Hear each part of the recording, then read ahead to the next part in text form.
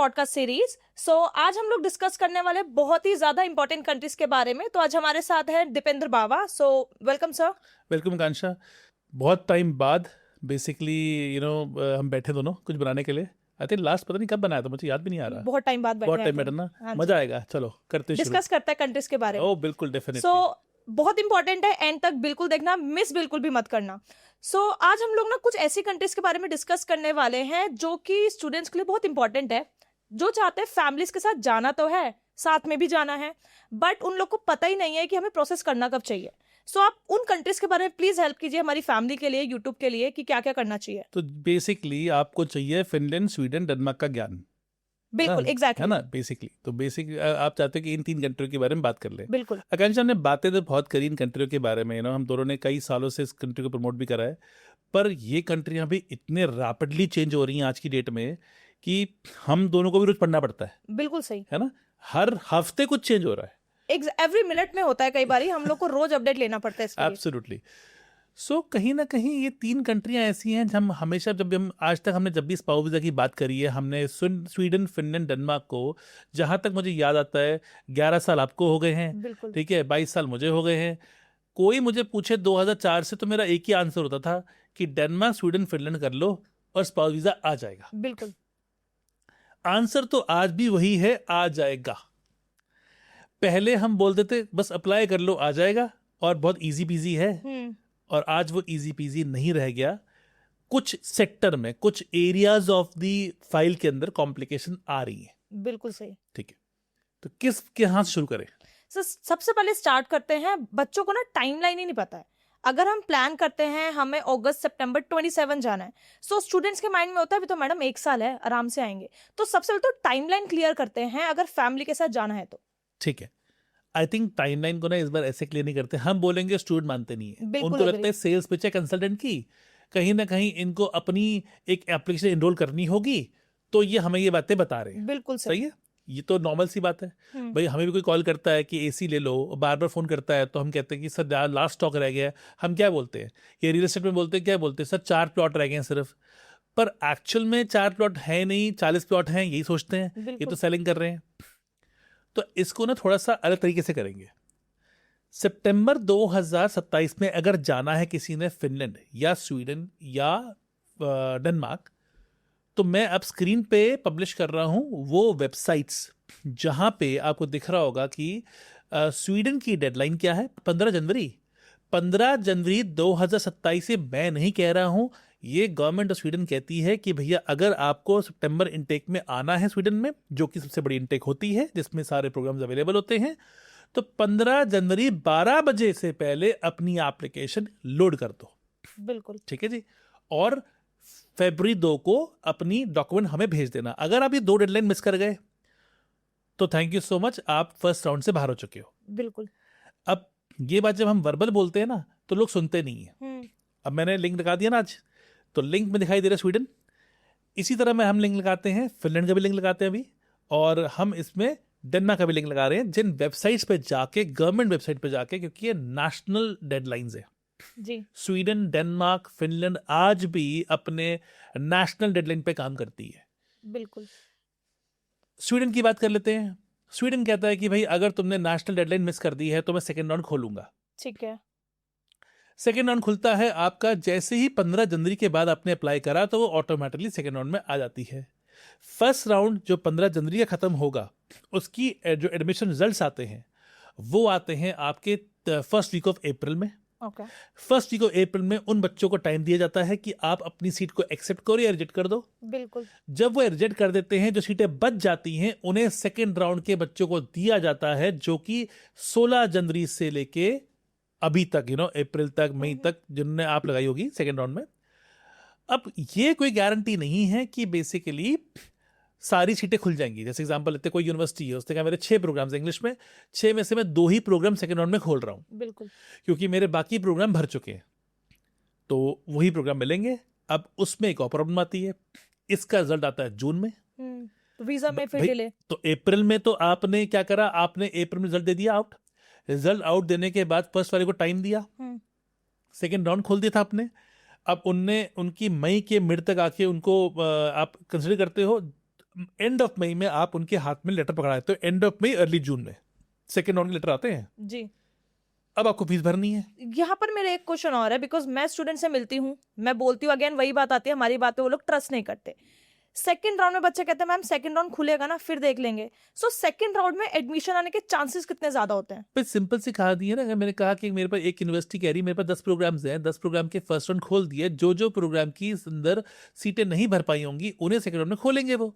मैंने कहा खोल भी दिए, कोई बात नहीं, आपने खोल दिया ना। मान लो कुछ बच्चों ने अप्लाई किया हमारे पास हम फरवरी मार्च अप्रैल के अंदर भी इंडो यूरोपियन की टीम लेती है एडमिशन, बिल्कुल स्वीडन के agree। लेते हैं हम लोग। हम यूनिवर्सिटी से बात करते हैं, यूनिवर्सिटी कहती है हाँ आप ले लो, क्योंकि उन्हें पता होता है कि फर्स्ट राउंड में से, क्योंकि हमें एज ए ऑथराइज एजेंसीज, क्योंकि हम उनके ऑफिशियल रिप्रेजेंटेटिव हैं, तो हमारे पास तो इनपुट आ जाती है कि भाई सेकेंड राउंड में कौन कौन से प्रोग्राम खुलेंगे। एग्जैक्टली। ठीक है, क्योंकि 15 मार्च के बाद 15 जनवरी के बाद डेटा आना शुरू आता है। हमने कर दिया, लेकिन वो रिजल्ट कब देंगे आपको? रिजल्ट देंगे वो आपको मई के एंड में। बच्चे के हाथ में लेटर आ रहा है जून के फर्स्ट वीक में, बच्चा भाग रहा है लोन लेने के लिए। Exactly, it takes time. Student क्या करता है, वो कहता है कि अभी तो लेटर नहीं आया मेरा, अभी फंडिंग क्यों अरेंज कर लूं मैं। बिल्कुल सही। ठीक है जी, जब लेटर तो आ जाए पहले। वो जून से लेके जून जुलाई अगस्त में, अब अगस्त के 28 अगस्त को 1 सितंबर को सबकी यूनिवर्सिटीज की कोर्स स्टार्ट होता है। तो यूनिवर्सिटी कहती है आपको इस डेट तक पहुंचना है। अब यूनिवर्सिटी कहती है मैंने सेकेंड राउंड दिया था, तुम पहुंच सको तो पहुंच जाना, मेरा काम था एडमिशन लेटर देना, मैंने दे दिया। बिल्कुल। तुम्हारा टीआरपी टाइम पे हो चाहे ना हो, मुझे इससे मतलब नहीं है, मेरी कट ऑफ ये है, ठीक है। इस दिन तक पहुंचते हो तो पहुंच जाना, नहीं तो थैंक यू सो मच।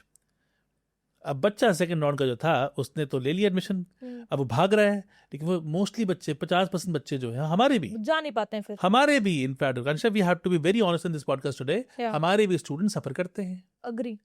क्यों करते हैं? क्योंकि वो आए थे हमारे पास फरवरी मार्च में, कहीं वो हमारे पास टाइम से आते हैं। सितंबर में आते, अक्टूबर में आते, हम उनकी एप्लीकेशन टाइम पे करते, वो बिल्कुल। टाइम पे जाते, राइट, उनका एक अच्छा एक्सपीरियंस होता। बिल्कुल सही। बाद में बच्चा बोलता है मेरा कंसलेंट ही खराब था। नहीं, यही तो पॉइंट है ना, बच्चे अगर टाइम से पहले अप्लाई करते हैं तो टाइम मिल जाता है पेपर वर्क अरेंज करने का, डॉक्यूमेंटेशन रेडी करने पेपर का। वर्क तो बात की बात है। आप देखो ना, अब यूनिवर्सिटी कह रही है, अब तुम अभी कल की तो बात है, आपने कहा लाटविया में, लिथुनिया में यूनिवर्सिटी है, यूनिवर्सिटी मैं नाम भी देता हूँ, छुपाने वाली बात नहीं है, यूनिवर्सिटी ऑफ लिथुनिया ने, विलनस यूनिवर्सिटी ने आपको क्या बोला, इस डेट तक पहुंच जाओगे तो ठीक है, नहीं तो थैंक यू सो मच है। बिल्कुल। कोई ऑनलाइन क्लासेस नहीं है, कोई लेट कमिंग नहीं है। बिल्कुल। अब आपके 3 बच्चे फंस चुके हैं। एग्जैक्टली। ठीक है, फंस गए एंड की स्टेज पे आने के बाद। हाँ, तो आपने इसमें सारा काम करा, एडमिशन टाइम पे करा दिया, वीजा करा दिया, बच्चे का टीआरपी हो ही नहीं रहा। तो स्टूडेंट को समझना पड़ेगा यूरोप पे इतना लोड आ चुका है कि अगर तुम ये सोचते हो कि तुम लिथुनिया लातवी कंट्री में लास्ट में आके बैठोगे और तुम्हारे वीजे हो जाएंगे, तो आप किसी भूले के बैठे हो। हमारे पास ये कांशा कितना बच्चा सफर कर रहा है। Exactly, because of timeline. Wellness university के 3 बच्चे मुझे याद आ गए, अभी मैंने आपसे शेयर कर लिया। ट्यूशन फीस पेड है, वापस मंगानी पड़ रही है। बच्चा और खराब हो रहा है। बच्चा कह रहा है कि आप बताया नहीं। अरे भाई, क्योंकि आप पहले क्यों नहीं करते हो। अब आपको मैं तो कहूंगा जिसने 2027 में जाना है, जिस भी यूरोपियन कंट्री में जाना है भाई, चाहे डेडलाइन उसकी मार्च में है, भैया अभी अप्लाई कर लो, अपने पेपर रेडी कर लो, अपनी फाइल को आगे ले आओ। बिल्कुल। बच्चा कहेगा सर पोर्टल तो खुलेगा मेरा जाके अभी अगस्त के एंड में, यही होता है एग्जैक्टली। सितंबर में पोर्टल खुलेगा। अरे भैया, तुम पोर्टल खुलने की क्यों टेंशन में ले रहे हो? तुम अपनी फाइल को तैयार करो पूरा अपनी। अब जैसे कई बच्चे हैं जिनके IELTS जो है वो 6.0 है, अब वो बच्चा सितंबर में मेरे पास आ गया, तो हम उसे बताएंगे भाई पीटी कर ले, और तू पीटी करके स्वीडन में अभी भी जा सकता है, टाइम है। अब वो आई हमारे पास रहा है फरवरी में, कब हम उसको पीटी करवाएंगे, कब उससे काउंसलिंग करेंगे, कब हम उसको उस आप पे काम करेंगे, कब बच्चा काम करेगा। फिर बच्चा बोलता है मैडम टाइम नहीं है, मैम मैं तो जॉब कर रहा हूँ, है मैम मेरी वाइफ जो है वो तो बेसिकली बहुत दूर रहती हैं, मैम इनके पास टाइम नहीं होता है। ऐसी सारी बातें सुन सुन के ना आई थिंक हम भी परेशान हो गए। Exactly, fair enough. तो बात करते हैं खुली और स्ट्रेट फॉरवर्ड। अगर आपको जाना है स्पाउस वाली कंट्रियों में, इन कंट्रियों में डेनमार्क, स्वीडन और फिनलैंड आज भी स्पाउस देता है। बिल्कुल। और बिल्कुल देता है जी, मैं खुल के बोल रहा हूँ ये बात। बस आपको पता होना चाहिए फाइल कब लगानी है और कैसे लगानी है। बिल्कुल सही। तो ये तो बहुत इंपॉर्टेंट चीज थी जो हमने सबसे पहले ही स्टार्ट कर दी। अब बात करते हैं इनके रिक्वायरमेंट्स की, बिकॉज स्टूडेंट्स को रिक्वायरमेंट्स पता ही नहीं होती है, रैंडम चेक कर लेते हैं मैम स्वीडन भेज दो, फिनलैंड भेज दो। सो अगर मान लो किसी बच्चे को स्वीडन जाना है तो उसकी बेसिक एक एंट्री क्राइटेरिया क्या होता है? चलो तीनों कंट्रियों के अंदर एंट्री क्राइटेरिया समझ लेते हैं। पहले पकड़ते हैं डेनमार्क को, जी अपना फेवरेट है हमेशा से, है ना। बिल्कुल। सो डेनमार्क के अंदर 6.5 बैंड नहीं है अगर आपके, तो आप डेनमार्क नहीं जा सकते, केस क्लोज्ड है। और अगर 6.5 बैंड है आपके तो आप जा सकते हो। बिल्कुल। टोएफल है, जा सकते हो, ठीक है। टोएफल और IELTS तो वाइडली एक्सेप्टेड है और ज़्यादा एग्जाम को एक्सेप्ट कोई करता नहीं है, कोई इक्का दुक्का करता भी है तो वो भी चल नहीं रहा। ठीक तो है हम जी। टोएफल और IELTS को पकड़े चलेंगे बेंचमार्क। 6.5 बैंड का हमारे को IELTS या इक्वलेंट टोएफल दे दो, डन हो गया जी इंग्लिश का। स्वीडन में आते हैं। स्वीडन के अंदर आपने कहा जी कि बेसिकली मेरे को जो एजुकेशन IELTS की है 6.5 बैंड ही चाहिए आपको बैचलर मास्टर्स के लिए। लेकिन अगर आपके पास CBSE बोर्ड है, ICSE बोर्ड है या IB बोर्ड है, तीनों बोर्ड के ऊपर IELTS वेव्ड ऑफ है। आई थिंक ये लेटेस्ट अपडेट है, राइट? बिल्कुल बिल्कुल, ये अभी लेटेस्ट ही चला, ये पहले नहीं करते थे, अब करना शुरू कर दिए इस साल से। तो आप बेसिकली तीनों के ऊपर आपको IELTS वेव्ड ऑफ हो जाएगा। तो जितना बच्चा दिल्ली का हो गया या दिल्ली के कहीं का आसपास भी हो गया, कहीं का मतलब भी हो गया, इन 3 बोर्ड के ऊपर आपको IELTS वेव ऑफ मिल जाता है मेजर यूनिवर्सिटियों के से, नॉट ऑल बट मेजर से मिल मेजर जाता है। हाँ। यूनिवर्सिटीज। आगे चलते हैं फिनलैंड की तरफ। बैचलर्स करनी है 6 बैंड, मास्टर्स करनी है 6.5 बैंड, मैंडेटरी है, या इक्विवेलेंट पे PT भी ले लेते हैं वो लोग बेसिकली, ठीक है। और अगर आप, फिनलैंड इकलौती ऐसी कंट्री है इन तीनों में जो डिप्लोमे भी देती है, ठीक है, under grade diploma, post grade diploma. अगर आप डिप्लोमा करते हो तो वो विदाउट IELTS भी मिल जाते हैं, डिपेंड करता है डिप्लोमा कौन सा मिल रहा है और कब मिल रहा है। ओके। मैं एक बात क्लियर बोल देता हूं, जिन बच्चों ने फिनलैंड जाना है और वो डिप्लोमा बजाएंगे वो स्पाउस केस ना अप्लाई करें। ऐसा क्यों? भाई देखो, फिनलैंड गवर्नमेंट ने देख लिया है कि लोग यहाँ से ना इसको एक माइग्रेशन का रूट यूज कर रहे हैं, पाथवे ले लेते हैं। ये यहाँ पाथवे ले लेते हैं घुसने का। ठीक है। तो उनने क्या करा, उन्होंने जो स्पाउस केसेस हैं, उन स्पाउस केसेस में जो स्पाउस की एप्लीकेशन है वो लटक जाती है। इनफैक्ट ये एक रूल आ ही चुका है, फिनलैंड में 1 साल के बाद ही स्पाउस पहुंच पाएगा। अच्छा। बना नहीं है रूल, मैं फिर बोल रहा हूँ रूल बना नहीं है। जो पैटर्न देखने को मिल रहे हैं, लिटरली 1 साल तक बंदा पहुंच रहा है। आज मेरा एप्लीकेंट पहुंच गया, पहुंचने के आज मैं लैंड कर रहा हूँ, विद इन 1 ईयर, 3 महीने में, 4 महीने में, 6 महीने में, 8 महीने में बंदा पहुंच रहा है। स्पाउस का वीजा हो रहा है, ठीक है। होता यहाँ हुआ आ पर रहा है। मेरा एक क्वेश्चन, जैसे अभी हमने कहा 1 साल लग जाएगा, सो बहुत स्टूडेंट्स के माइंड में ना डाउट आ जाता है, बिकॉज हम तो काउंसलिंग करते हैं। वो कहता है मैम अभी तो आप बोल रहे हो, क्या बाद में पहुंच पाएगा? तो इस चीज की क्या अश्योरेंस है? ठीक है। सो 1 साल वाले में तो मैंने कैंसिल ही कर दिया, जी। ये भूल जाओ भाई, 1 साल के प्रोग्राम पे स्पाउस को अप्लाई करना ही नहीं है। बिल्कुल। बिल्कुल बिग क्रॉस है, क्योंकि आप जब तक हमने कोर्स खत्म कर रहे होगे, आपका स्पाउस पहुंच ही नहीं पा रहा होगा, आपका गेम ही खत्म हो गया। एग्जैक्टली। तो अकेले जाओ, सोलो जाओ, बिना ऐसे जाना, कोई दिक्कत नहीं है, वो एक अलग बात है। हर चीज को अलग एवेल्यूएट करो। अब आपने क्या स्पाउस में जाना है, स्पाउस के साथ जाना है तो बैचलर्स और मास्टर्स में ही जाना है, ठीक है। हमेशा याद रखो, क्योंकि बैचलर्स मास्टर्स के अंदर आपको एक तो A परमिट मिलता है, ठीक है, स्पाउस को आपको आपको स्टे बैक मिलती है, वो चीज़ें वो बाद में डिस्कस करते हैं। लेकिन आपको करना क्या है, आपका जो एप्लीकेंट है, जो आपका स्पाउस है, वो पहुंच जाएगा, पर शर्त ये है, आप जिस दिन लैंड करते हो, जैसे मान लो इकट्ठे अप्लाई करा आपने, तो एप्लीकेंट की तो जो एप्लीकेशन है, जो वीज़ा अपॉइंटमेंट है, वो मिल रही है। बिल्कुल। स्पाउस की मिलते मिलते में 2 महीने 3 महीने लग जाते हैं। तो आज मेरी हो गई, मेरी स्पाउस की 2 महीने बाद हो गई, ठीक है। अब हो गई है, अब मेरा वीजा आ गया आज से 3 महीने बाद। मेरे स्पाउस का तो अभी फाइल लॉन्च भी नहीं हुई थी, अब लॉन्च हो रही है। अब बच्चा कहता है जी आपने बताया नहीं हमारे को, अब बता रहे हैं ना, हाँ जी। अब बता रहे हैं कि आप जब इकट्ठे फाइल लॉन्च करते हो, फाइल लॉन्च इकट्ठे हो ही नहीं रही है, गैप आ रहा है बीच में, वो जानबूझ के क्रिएट किया गया है। वो चाहते ही नहीं है कि कि साथ बेसिकली में वीजा दें। साथ वीजा दे, उन्हें इंटेंशन देखनी है। अब क्या करना है जी, अब जो एप्लीकेंट था ये वहां पहुंचा, इसको अपने पहले 2 सेमेस्टर्स पास भी करने चाहिए, क्योंकि अगर ये फेल करता रह गया तो कहीं ना कहीं मैं ये देख पा रहा हूं आने वाले टाइम में ये शायद इसको भी काउंटर कर लेंगे कि स्पाउस को वीजा देना चाहिए कि नहीं देना चाहिए, बिकॉज स्टूडेंट ने इसको एक समझ लीजिए, हम चले जाएंगे, स्पाउस आ क्योंकि जाएगा। 1 साल में यूनिवर्सिटी आपको निकाल के बाहर एस्टिकेट कर देगी, बिल्कुल। तो स्पाउस का वीजा बनता ही नहीं है। और अगर आप पढ़ रहे हो तो आप जेन्युइन स्टूडेंट हो, तो आपको स्पाउस का वीजा मिल जाएगा। तो एक 0 to 1 ईयर के बीच में स्पाउस लैंड कर जाता है। अब कईयों के स्पाउस 4 महीने में लैंड कर जाएंगे, कईयों के 5 महीने में कर जाएंगे, कईयों के 6 महीने में कर जाएंगे। 2-3 फैक्टर्स है। फैक्टर नंबर 1, उसको अपॉइंटमेंट कब मिली थी, और सबसे बड़ा फैक्टर आपकी फंडिंग कितनी क्लियर है, मोस्ट इंपॉर्टेंट। भैया अगर आपके पास फंडिंग क्लियर नहीं है तो गलती से भी फिनलैंड मत अप्लाई करना। ऐसा क्यों? ऐसा क्या है फिनलैंड की फंडिंग में? तो एडमिशन पहले क्लियर करते हैं, हमने आइल्स क्लियर कर लिया, ठीक है, फिर हम फंडिंग पे भी आएंगे बैठ के। सो आइल्स तो क्लियर हो गया हमारा ये, अब हम करते हैं एडमिशन रिक्वायरमेंट की बात। मेरा यहाँ पे आइल्स से रिलेटेड एक क्वेश्चन और है फिनलैंड में। काफी स्टूडेंट्स के माइंड में आता है मैम यूनिवर्सिटी की वेबसाइट पे तो लिखा है आइल्स नहीं चाहिए है, तो इंग्लिश प्रोफिशिएंसी कितना इंपॉर्टेंट है स्पेसिफिकली फॉर फिनलैंड? तो आंशिक ये ना बड़ा एक ना सब्जेक्टिव क्वेश्चन हो गया कि भाई कहीं तो आप बोलते हो आइल्स चाहिए, कहीं तो नहीं चाहिए। देखो इसी डेटा को हम मास्टरी करते हैं इंडो यूरोपियन पे। बिल्कुल।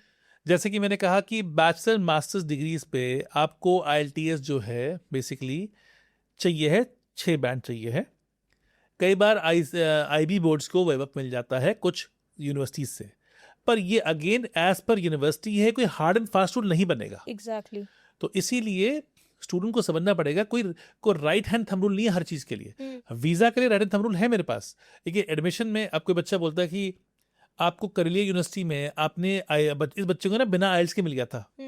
अरे भैया उसका बोर्ड IB था, बोर्ड भी डिपेंड करता है, बोर्ड पे तो सारे सब सेक्शंस भी आ जाएंगे बैठ के। पैरामीटर्स देखने अब पड़ते हैं। स्टूडेंट्स को इतने सब सेक्शन नहीं पता होते, वो तो कहते हैं मेरा फ्रेंड गया था जी बिना आइल्स से गया था, वो आप मुझे आइल्स बोल रहे हो, मैं आपसे अप्लाई नहीं करूंगा, मैं कहीं और से अप्लाई करूंगा। उसे ये पता ही नहीं है कि तेरे फ्रेंड के IB बोर्ड था कौन सा इसलिए। था।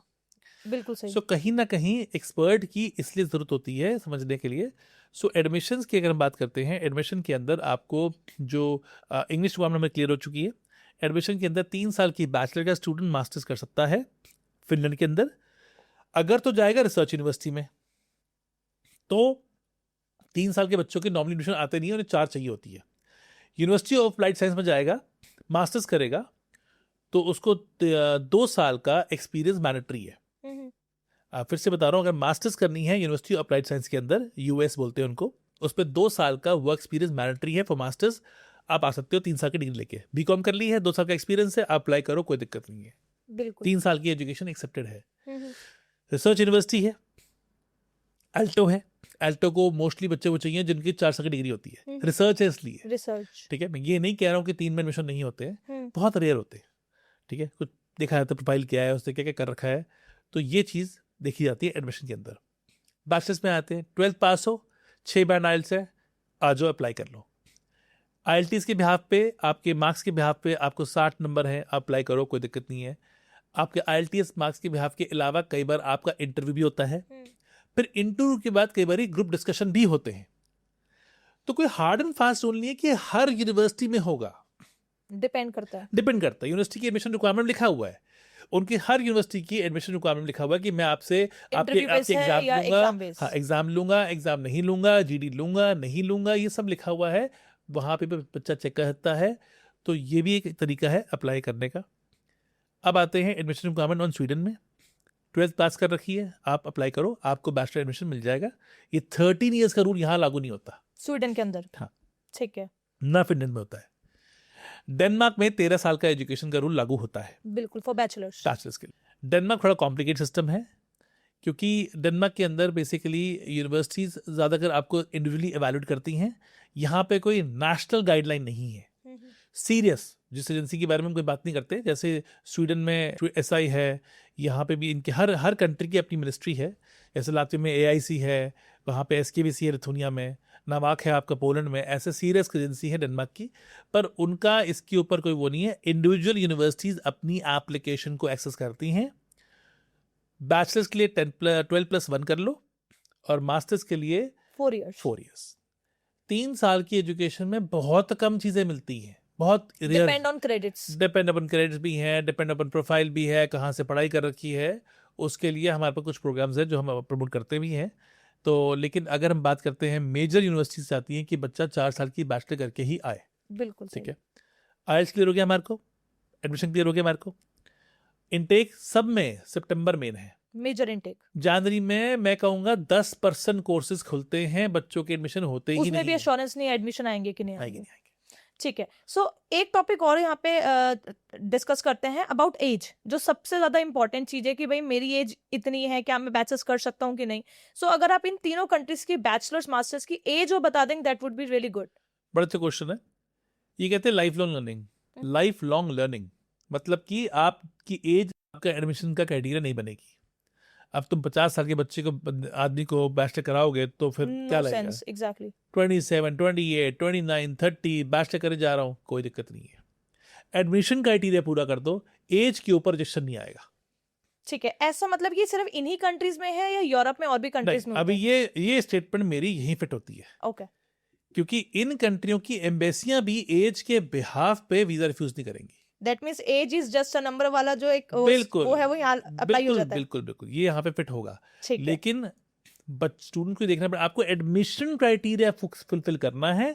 आपने अगर 12वीं की थी और आज आपके 9 साल का गैप हो चुका है, तो आप कुछ तो कर रहे होगे ना। खाली तो नहीं दिखा सकते। एब्सोल्युटली खाली मतलब क्या, कुछ जॉब कर रहे थे, पापा का बिजनेस था, कोई आपका खुद का स्टार्टअप था, कोई नौकरी थी, ऑन एंड ऑफ में थी, आप बीच में प्रेग्नेंट भी हो गए, कोई दिक्कत नहीं है। दैट मीन्स बहुत ज्यादा इंपॉर्टेंट है गैप को जस्टिफाई करना। आप क्या कर रहे थे? आप, मैं कहूंगा कि कुछ साल नहीं भी कर रहे कुछ ना, तो भी कोई दिक्कत नहीं है। लेकिन मेन है कि जो आपकी एडमिशन रिक्वायरमेंट है, क्या वो आप पूरी फुलफिल होती कर रहे है? हो कि नहीं? बिल्कुल सही। 6.5 बैंड आते हैं पूरे आपके। आपके पास अगर मैथ्स मांगा हुआ है 12वीं में, तो मैथ्स है, 60% मार्क्स मांगे हुए हैं तो वो हैं, IELTS पूरा है, आज अप्लाई कर लो, कोई दिक्कत नहीं है, आ जाएगा एडमिशन आपका। ठीक है। एडमिशन आ जाएगा तो फिर वीजा में दिक्कत वीजा नहीं है, में क्योंकि दिक्कत- वीजा एज के ऊपर बाइस्ड नहीं है। ठीक है, वीजा आपसे को लगता है कि बेसिकली आप एक नॉन बोनाफाइड एप्लीकेंट हो तो वो रिजेक्ट कर सकता है। और नॉन बोनाफाइड का मतलब होता है कि मैंने कहा जी मैं तो कुछ नहीं कर रहा था।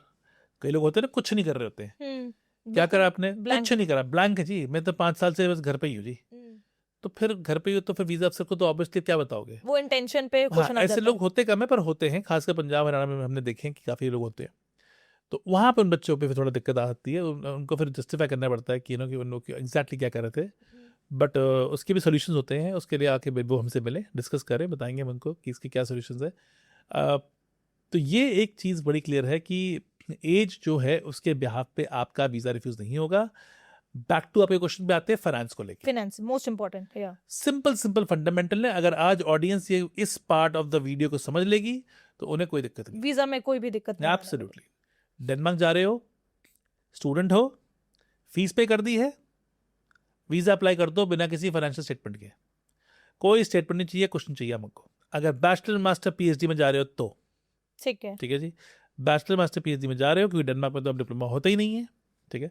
तो आपको बेसिकली कोई पैसे नहीं दिखाने, फीस भरो और अपना वीजा अप्लाई कर दो, वीजा आ यहाँ जाएगा। पर एक क्वेश्चन और, because some time university allow करती है, डेनिश यूनिवर्सिटीज, कि आप एक सेमेस्टर की फीस भर दो। स्टूडेंट्स को जब हम कहते हैं अगर आप एक सेमेस्टर की फीस भर रहे हो, बच्चे एक सेमेस्टर की फीस दिखा दो, तो उनका क्वेश्चन होता है आपके पॉडकास्ट में तो सुना था दिखानी नहीं है। सो ये क्लैरिटी और दे देते हैं कि अगर एक सेमेस्टर की फीस भरते हैं तो सिचुएशन क्या होती है। देखो, शो मनी है ही नहीं, बैंक स्टेटमेंट दिखानी नहीं है, और ये आज से नहीं है, कई सालों से नहीं। ट्यूशन फी भरो, जाओ।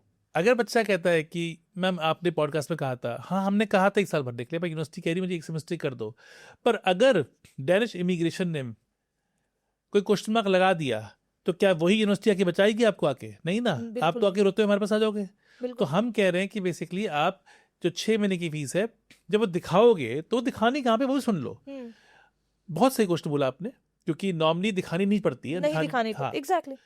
तो आप सिटी बैंक में दिखाओ अकाउंट खोल के, क्योंकि डेनमार्क में जब भी कुछ शो मनी की बात होती थी तो वो यूरोपियन बैंक्स मांगते हैं आपसे शो मनी के लिए। आपका बैंक यूरोपियन होना चाहिए।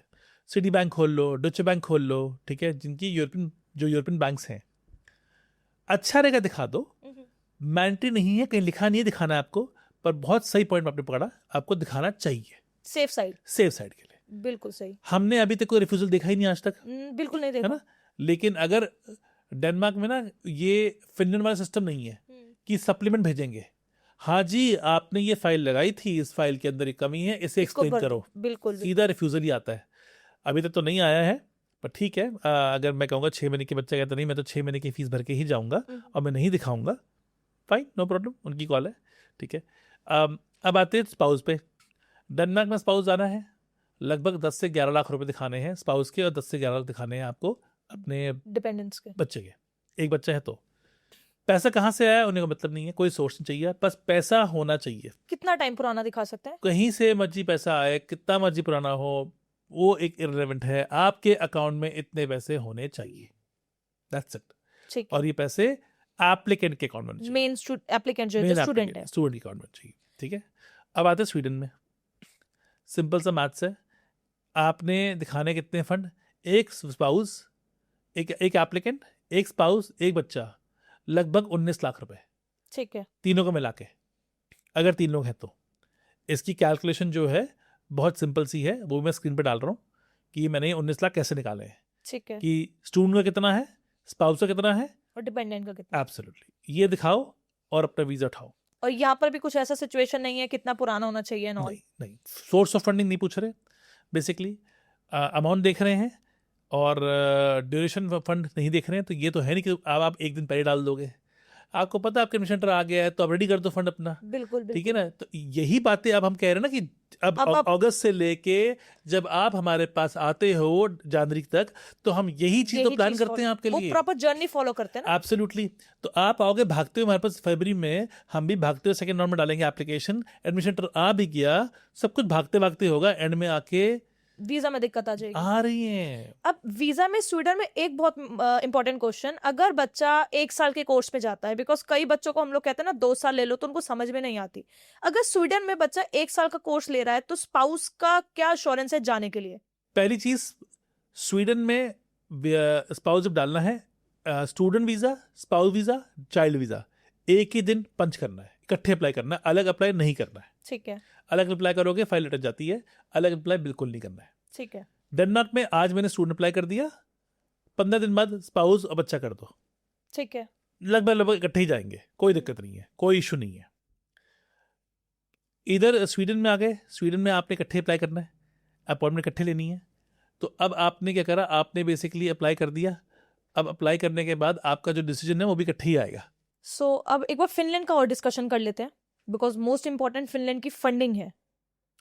फिनलैंड के अंदर सिंपल सी कहानी है, आपके पास आपकी ट्यूशन फी का और लिविंग एक्सपेंसेस का सोर्स होना चाहिए। पैसा कहाँ से आया, और आपके यहाँ पे आपका स्पॉन्सर की इनकम कहाँ से होती है। ये 2 पॉइंट बड़े इंपॉर्टेंट है। इनकम पे मेरा एक और क्वेश्चन, बिकॉज इस बारे में हमें थोड़ा सा डेप्थ में जाके डिस्कशन कर लेना चाहिए ताकि बच्चे प्रिपेयर कर पाए। आपने कहा इनकम होना बहुत जरूरी है, लेट्स अज्यूम पैसा है बट इनकम नहीं है, तो उसका कोई सॉल्यूशन है फिनलैंड में? बिल्कुल, वो देखते हैं ये चीज़ कि अगर आपने कहा कि जी मेरे फादर साहब मुझे स्पॉन्सर कर रहे हैं, और आपके फादर के पास पैसे पड़े हुए हैं, उनने गोल्ड बेचा, उन्होंने प्रॉपर्टी बेची, गाड़ी बेची, उन्होंने कोई खेत में अपना फसल बेची, तो कोई दिक्कत नहीं है। लेकिन वो करते क्या है, वो बहुत इंपॉर्टेंट है। 2 चीजें अलग हैं ये। अच्छा, आपके पास पैसा होना सही सोर्स से, वो इंपॉर्टेंट है। आपके स्पॉन्सर, आप सेल्फ स्पॉन्सर हो तो सेल्फ हो जाओगे, कोई दिक्कत नहीं है। लेकिन आप क्या दिखाओगे कि आप तो बाहर जा रहे हो पढ़ने के लिए, तो स्पॉन्सर कौन करेगा?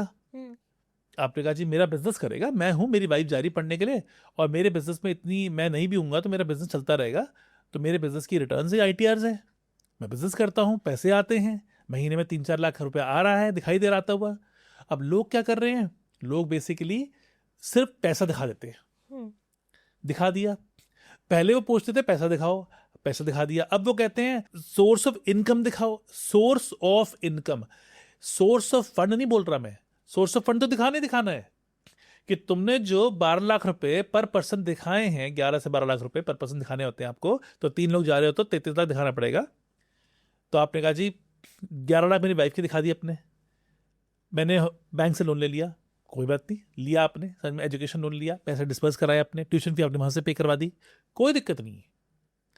लेकिन जब आपने लोन लिया तो उसके बाद आप क्या दिखा रहे हो लिविंग एक्सपेंसेस के लिए, जी FD थी मेरे पास, मैंने ब्रेक कर दी, कोई दिक्कत नहीं है। ये तो सोर्स ऑफ फंड हो गया, सोर्स ऑफ इनकम तो नहीं हुआ ना। बिल्कुल सही। कमाई कहाँ से आती है घर में, कमाते कहाँ से हो आप? मैं इसको इतना ब्रेकडाउन इसलिए कर रहा हूँ बहुत कि लोगों को जरूरी है, समझ लोगों में को आ जाए, समझ लोगों आ को, जाए। यही लोग के वीजा रिफ्यूज हो रहे हैं बिल्कुल, और एजेंसीज बता ही नहीं पा रही हैं। वो खुल के डिस्कशन नहीं कर रहे बच्चों के डिफरेंस है ना साथ। यार, source of income, source of fund, दोनों दिखाना इंपॉर्टेंट है। सो सोर्स ऑफ इनकम में एग्जैक्टली क्या दिखाना चाहिए? भाई इनकम में ये दिखाना है कि ऐसे मान लो जी मैं जा रहा हूँ, मेरी वाइफ जा रही है और मेरा बिजनेस है, तो मैं दिखाऊंगा जी मैं, मेरी कंपनी है एक, मेरा GST नंबर है, मेरा उद्यम सर्टिफिकेट है, मेरे को एक हर महीने की इनकम होती है, मेरे कंपनी अकाउंट में पैसा आता है, 2 लाख 3 लाख 4 लाख आता है, फिर मेरे कुछ एक्सपेंसेस भी होते होंगे, बिजली का बिल होगा, ऑफिस का बिल होगा, स्टाफ की सैलरी होंगी, 4 लाख इन करा, 2 लाख बचा लिया, हो गई मेरी इनकम। 2 लाख बचा रहा हूँ तो 24 लाख रुपए की ITR होनी चाहिए मेरी बैठ के। बिल्कुल, ठीक है जी। दूसरा आते हैं, मैं जॉब करता हूँ, मेरी वाइफ जा रही पढ़ने के लिए, कोई इशू नहीं है, मेरे पास फंड था, मैंने दिखा दिया कि मेरी सोर्स ऑफ इनकम ये थी, मैं नौकरी करता हूँ, मेरी तनख्वाह आती मेरी, तो मेरी वाइफ जा रही है पढ़ने के लिए, तो मैं स्पॉन्सर कर रहा हूँ उसको बैठ के, फंड है हमारे पास, वो दिखा दो, कोई इशू नहीं है। थर्ड, मेरे फादर साहब हैं, रिटायर्ड हैं, पर हमारे खेत हैं और हमारी जे फार्म है हमारे पास, 20 लाख की हम फसल बेचते हैं साल में, वहां से दिखाओ पैसा जे फार्म दिखाओ, जे फॉर्म दिखाओ। कोई दिक्कत नहीं। सोर्स ऑफ इनकम, मतलब जो पैसा है वो कहाँ से आ रहा है, कैसे आ रहा है, वो सब दिखाओ। पैसा तुम अगले 1 साल के कोर्स, सेकेंड ईयर की मास्टर्स की फीस भरा कहाँ से भरोगे भाई? तुम्हारे पास फंड कहाँ है? 1 साल का तुमने फीस भर दी, तुम दिखा दिए पैसा है, अगले साल कहाँ से करोगे? क्योंकि फिनलैंड सेकेंड ईयर के पैसे नहीं मांग रहा आपसे दिखाने के लिए। फिनलैंड ये नहीं कह रहा कि 2 साल की फंडिंग दिखाओ, 2 साल की मास्टर्स में, वो कहता है 1 की दिखाओ सिर्फ। बट ये बता दो कि सेकंड ईयर कैसे करोगे, वो दिखा सेकेंड ईयर में कहीं से तो कोई इनकम दिखाओगे ना भाई, तुम कहाँ से फीस पैसा पे कहाँ से आ रहा है करोगे? सारा। In exactly. चीज़ों में लोग कंफ्यूज हो जाते हैं, कंसल्टेंट कंफ्यूज हो जाते हैं, और जितने नए कंसल्टेंसीज हैं जो फिल्म करना चाहती हैं, कहीं ना कहीं मैं ये स्टूडेंट से आग्रह करूंगा कि भाई आप, मैं ये नहीं कह रहा हूँ कि आप इंडो यूरोपियन के पास ही आओ, सिर्फ बिल्कुल। आप जहाँ से भी अप्लाई करना चाहो करो, लेकिन आप मेक श्योर करो कि आपके कंसल्टेंट के पास कोई एक्सपर्टीज होनी चाहिए फिनलैंड की। आज सब बोर्ड्स के ऊपर यूरोप का लोगो आ चुका है, बिल्कुल सही, बिल्कुल। ठीक है जी, सारे बोर्ड्स कहते हैं जी हम भी यूरोप करते हैं। सब यूरोप कर रहे हैं। यूरोप में जर्मनी कर रहे हैं, जर्मनी में और सुन लो मुझसे 8 यूनिवर्सिटी कर रहे हैं। प्राइवेट होंगी सारी की मैं सारी। नाम लेना चाहूंगा, 8 यूनिवर्सिटी में ऐसे गिन दूंगा, वो 8 यूनिवर्सिटी उसी नाम पे माल्टा कर रहे हैं जी, 2 कॉलेज के, ठीक है जी। एक आध बच्चा यहाँ निकाल दिया, एक आध बच्चा वहाँ निकाल दिया, हम यूरोप कर रहे हैं। बेसिकली हमें, आकांक्षा आपको 11 साल हो गए हैं, मुझे 22 साल हो गए हैं, हमने एक ही चीज सीखी आज तक, यूरोप। बिल्कुल हम दोनों ने, हाँ, हम कनाडा भी करते हैं, हम ऑस्ट्रेलिया भी कर रहे हैं, स्पेशलाइजेशन यूरोप हम में। दोनों की स्पेशलाइजेशन नहीं है, हमारी टीम मेंबर्स की है, हमारे कोलीग्स की है। तो वो जो 22 साल का एक्सपीरियंस है ना, वो यहाँ काम आएगा, बिल्कुल सही। यहाँ हम बच्चे को बचा लेंगे। अब मैं एक लिंक लगा रहा हूँ अभी वीडियो का, ये आकाश, अभी सितंबर की बात है, रिफ्यूजल केस। या सितंबर की बात थी, सितंबर 25 में रिफ्यूज हुआ, और एम्बेसी ने क्या लिखा, मैं फिर लगा रहा हूँ इसका लिंक, ये मैंने स्क्रीन पे दिखा दिया, आप देखिए, साफ लिखा हुआ है, लाइन मार दी मैंने कि भाई फ्रॉड डॉक्यूमेंट की वजह से इसका लातवी का वीजा रिफ्यूज होता है, और मैंने आकाश को वीजा लेके दे दिया, और ये रहा उसका लिंक।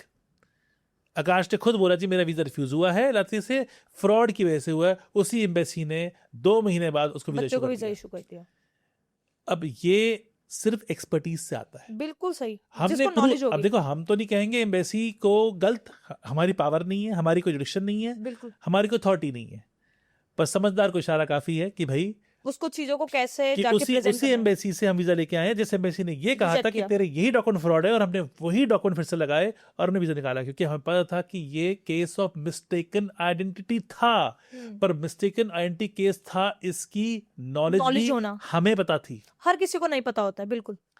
तो जब आप कोई चीज प्रैक्टिस करते हो ओवर द इयर्स, आपके अंदर उसकी एक्सपर्टीज आती है। अब आपने मुझे आज तक कभी यूएस के बारे में या कनाडा के बारे में बोलते नहीं सुना, क्योंकि कहीं ना कहीं मेरी एक्सपर्टीज नहीं है। ऑनेस्टली बोलूं, मुझे तो ये तक नहीं पता कि स्टेट्स कहाँ पे है। अगर मुझसे कोई पूछ ले कि भैया एरिज़ोना कहाँ पड़ता है और ये कहाँ पड़ता है, शिकागो कहाँ पड़ता है, मैं नहीं बता पाऊंगा यूएस के ऊपर, बिकॉज हमारी एक्सपर्टीज नहीं है। मेरी एक्सपर्टीज नहीं। बिल्कुल। पर्सनली कंपनी में हमारे पास ऐसे लोग हैं जिनकी एक्सपर्टीज है, वो यूएस पे करते हैं ना। सो कहीं ना कहीं बच्चे को ये समझना बहुत जरूरी है कि मैं अपनी फाइल जब लगवा रहा हूँ, am I choosing the best expert? It's like having a civil lawyer coming and doing your criminal case. आप सिविल लॉयर से क्रिमिनल केस लड़वाओगे तो वो हारेगा ना भाई, बिल्कुल। नुकसान तुम्हारा है। दांत के डॉक्टर से बोलोगे इंजेक्शन लगा दे भाई, वो लगा तो देगा, लेकिन कैसे लगाएगा हम सबको पता है। इसी तरीके से हर कंट्री में एक्सपर्टीज होना बहुत ज़रूरी है, तो आपको अपना एक्सपर्ट ढूंढना है। और इसका मतलब ये नहीं है कि आपके शहर में अगर कोई एजेंसी है उसी को यूज़ कर लो। आज पूरा वर्ल्ड ग्लोबली वर्चुअली कनेक्टेड है, इंडो यूरोपियन वर्चुअली हर सर्विस दे रही है। आप अगर केरला बैठे हो, केरला बैठ के भी आप हमसे हमारी सर्विसेज ले सकते हो, आपको कोई एक बार भी दिल्ली नहीं आना पड़ेगा, सारी सर्विसेज हम डिलीवर करेंगे आपको। बट स्टूडेंट को समझना पड़ेगा, I want to hire expert. बिल्कुल सही। अगर मेरा कोई केरला में कोर्ट केस होगा तो मैं क्या करूंगा, बेसिकली मैं दिल्ली का कोई एक्सपर्ट लॉयर भेजूंगा या केरला का कोई नॉर्मल लॉयर भेजूंगा। मुझे ये देखना है बेसिकली कि भाई मैं एक्सपर्ट ले रहा हूं या लोकल ले रहा हूं। सो एक बहुत ज्यादा इंपॉर्टेंट क्वेश्चन और है, पॉडकास्ट क्लोज करने से पहले वो भी डिस्कस कर लेते हैं कि स्टूडेंट्स को ये भी नहीं बोला जा रहा कि इंडो यूरोपियन को ही चूज करो as a consultant, but before applying any country, students को कंसल्टेंट को चूज कैसे करना चाहिए, उनको कैसे पता चलेगा कि हाँ जी he is the right consultant for me? Off the camera मुझे आप बता रहे थे, लोग बच्चे कहते हैं जी फलाना एजेंट जो है वो 5,000 रुपये कम चार्ज कर रहा है या वो उसके चार्जेस कम हैं। इसको ना खुलासा कर ही देते हैं। बिल्कुल ठीक है? बिल्कुल। भाई देखो, अगर आप यूके जाओगे और आप यूके जाते हो तो इंडो यूरोपियन चार्जेस जीरो हैं, कनाडा जीरो है, यूएस जीरो है, न्यूजीलैंड जीरो है, बिकॉज वहाँ पे यूनिवर्सिटीज हमें पे करती हैं वो सर्विसेज प्रोवाइड करने के लिए। भी बड़ी ओपन सी चीज़ है। Zero Exactly. अगर जीरो ले रहा हूँ या कोई भी कंपनी जीरो ले रही है तो कौन पे कर रहा है उसको? कोई तो पे करेगा ना। बिल्कुल। ठीक है ना, चाहे वो कोई बड़ी कंपनी हो या छोटी कंपनी हो, तो हमें चार्जेस हमारी चार्जेस पे करती है यूनिवर्सिटी। यूरोप के अंदर जैसे जर्मनी है, हम फ्री ऑफ कॉस्ट कर रहे हैं। जर्मनी के अंदर आप प्राइवेट यूनिवर्सिटी अप्लाई करो, आपको कुछ पे नहीं करना है, because we are been paid by the German university. लेकिन कई पब्लिक यूनिवर्सिटियां जो हैं यूरोप के अंदर वो कमिश्निंग नहीं पे करती है एजेंट को। मैं खुल के आज बोल देता हूँ ये बात, कोई भी इनकम पे नहीं करते। वो कहते हैं हमारे प्रोसेस में ही नहीं है ये। सो अब क्या होता है, बेसिकली आपको स्टूडेंट को चार्ज करना पड़ता है सर्विस पे, कोई तो हमें सर्विस को पे करेगा। बिल्कुल राइट। तो कहीं ना कहीं आज बच्चे को ये समझना पड़ेगा कि अगर मैं एक्सपर्ट को हायर करूंगा तो मेरे को ज़्यादा पे करना पड़ेगा, अगर मैं एक लेस एक्सपर्ट को हायर करूंगा तो मुझे कम पे करना पड़ेगा। नंबर एक, तो ये तो फर्क आ गया आपकी पेमेंट के ऊपर, सर्विस चार्ज के ऊपर। डिफरेंस क्यों है? एक ही चीज़ का, आपको एक ही बार ये सर्विस लेनी है तो प्लीज़ ढंग की सर्विस ले लो। बिल्कुल सही। भाई स्टडी अब्रॉड में हमने बच्चा लिया, हमने उसे बाहर भेजा, क्या वो बच्चा दोबारा सर्विस लेता है? 100 में से 98 बच्चों को दोबारा हमारी जरूरत नहीं पड़ती। बिल्कुल। क्योंकि वो पहुंच चुके अपने डेस्टिनेशन में और उसके आगे नॉर्मली बच्चे कहते हैं हम अपने आप ही कर लेंगे। तो वन टाइम हो गई, तो हमें वन टाइम जो सर्विस देनी है, I want to have the best person to represent me. मेरी फाइल बेस्ट बननी चाहिए ताकि मैं वहां पे अपना वीजा रिफ्यूजल ना देखूं। और लुकिंग एट जिस तरह से ग्लोबल इमिग्रेशन चेंज हो रही है, आपको बहुत ज़्यादा दिखाई देगा कि लोगों के रिफ्यूजल्स भी आ रहे हैं, अच्छे अच्छे बच्चों के आ रहे हैं, टॉप यूनिवर्सिटीज़ के आ रहे हैं, क्योंकि वीज़ा फाइल की स्क्रूटनी बढ़ती जा रही है।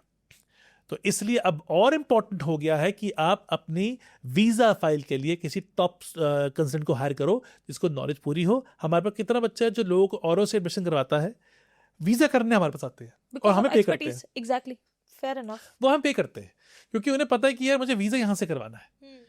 एडमिशन एक अलग एक्सपर्टीज है, वीजा एक अलग एक्सपर्टीज है, और दोनों ही इक्वली इंपॉर्टेंट भी हैं। क्योंकि जो फर्स्ट कई बच्चे कहते हैं सर मेरे 75% मार्क्स थे, मैंने अप्लाई किया TUM जर्मनी में, मेरा रिफ्यूज हो गया। भाई 75% में अगर TUM मिल जाएगी तो 90% की जो एप्लीकेशन आएगी वो कहाँ जाएंगी? बिल्कुल 90% कट ऑफ गई है TU9 के अंदर, कई TU9 के अंदर। बच्चे को पता ही नहीं है। अब बच्चा आता है ना, आपने ऐड देखी, इतनी ऐड होगी आकांक्षा, इतनी ज्यादा ऐड होगी यूरोप की, बिकॉज सब लोग ही यूरोप प्रमोट कर रहे हैं, बट नॉलेज किसी के पास नहीं। नॉलेज बहुत कम लोगों के पास है, और एक्सपर्टीज अगर है तो फिर एक कंट्री की है। मैं ये कुछ अच्छे ब्रांड्स भी हैं, मैं फिर बोल रहा हूँ, कुछ अच्छे ब्रांड्स भी हैं जो अच्छी नॉलेज दे रहे हैं, अच्छा काम कर रहे हैं। मैं उनको एक हेल्दी कॉम्पिटिशन मानता हूँ। लेकिन जिनको नॉलेज नहीं है वो क्या कर रहे हैं? बच्चे करियर खराब कर रहे हैं। सो आई थिंक आज के लिए बहुत ज्यादा हो गया। Yes, so viewers, I am sure हमने इस पॉडकास्ट सीरीज में बहुत कुछ कवर किया होगा। एंड अगर आपको स्टिल कोई कंसर्न्स हैं, हम लोगों से काउंसलिंग लेना चाहते हैं, प्लीज DM कीजिए। एंड अगर कोई और कंट्री के बारे में आप चाहते हो हम दोनों बैठ के पॉडकास्ट बनाए, तो प्लीज हमें कंट्री का नाम मेंशन करो। हम लोग दोबारा से जल्दी आएंगे नई पॉडकास्ट के साथ। बिल्कुल जी, आकांक्षा ने बिल्कुल ठीक कहा। आप अपने सारे क्वेश्चन जो हैं हमारे कमेंट सेक्शन में लिख दीजिए, और हम एक एक क्वेश्चन को पढ़ेंगे और आपको डिटेल में रिप्लाई करेंगे। And then you can also call us, because मुझे पता है कई बार स्टूडेंट क्या करते हैं, वो कमेंट में लिख देते हैं, दे एक्सपेक्ट कि आंसर नहीं आ रहा। हम आपको पूरे आंसर्स कमेंट सेक्शन में डाल देंगे। सो प्लीज़ कमेंट करें, शेयर करें, सब्सक्राइब करें, और मिलते हैं नेक्स्ट वीडियो में आपके साथ।